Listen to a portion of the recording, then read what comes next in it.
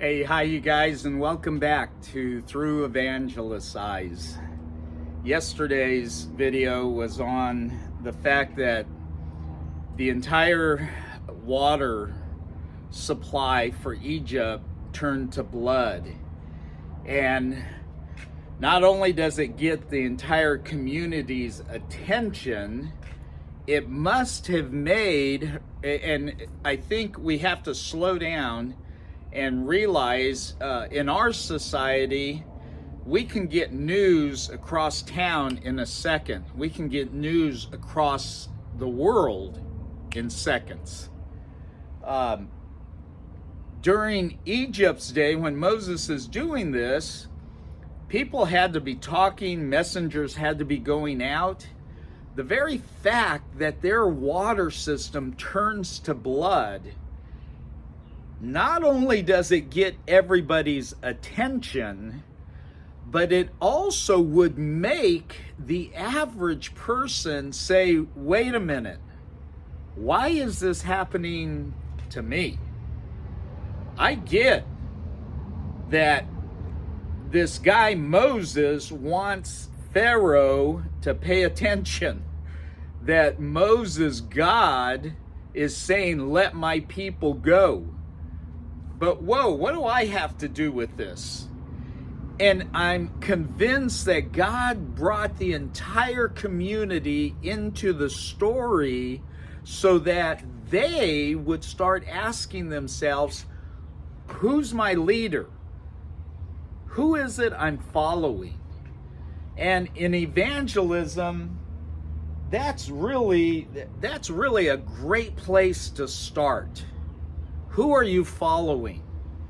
You know, when Moses and Aaron turned the water into blood, before those 7 days are up, I'm convinced there were a lot of Egyptians wondering who they were following.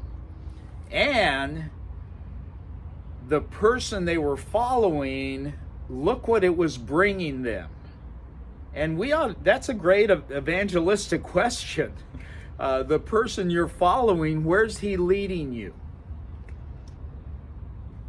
All roads led to Pharaoh.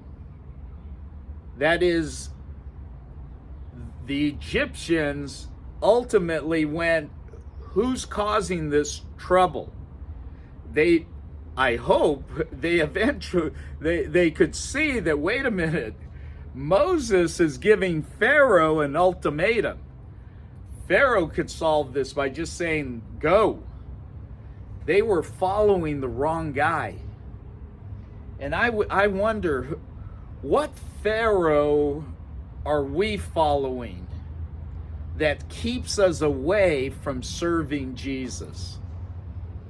Who is the Pharaoh, or what is the Pharaoh that has a hold of you, that keeps you from saying, Lord, here I am, I want to be used? Search your heart. We ought to search our hearts. We ought to search our minds. We ought to search where we put our money, where we put our time. What is it that's keeping me from doing the work of a disciple and doing the work of an evangelist? You know, the disciples followed Jesus for 3 years. And I am so convinced in those 3 years, time after time, they must have woke up, they must have turned around, and they must have said, he's still here. He's still here. They have seen his power. They have seen his brilliance, his wisdom. And I don't know about you, I would be thinking, wow, he's gonna make sure he gets the others and leaves here before I wake up. That way I'll get the message. You need to leave the group. You know, it ought to shock us, and it ought to amaze us, the love of God, that after all the years that he has stayed with us, he doesn't just say, I'm done with you. You want a miracle? Take a look. God says, I'm still there.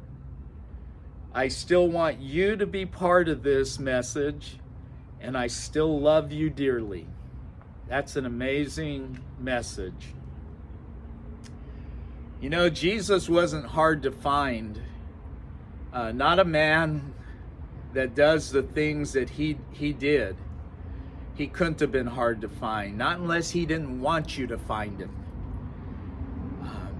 We ought to tell people, hey, come follow me. I'm following Jesus.